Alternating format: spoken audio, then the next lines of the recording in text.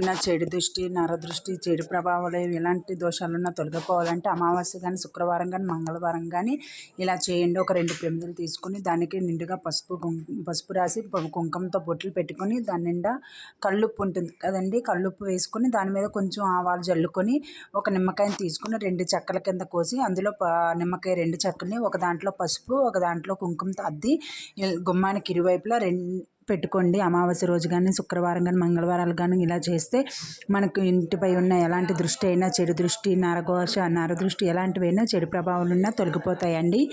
Video కనుక నచ్చినట్టయితే share చేసి లైక్ చేయండి.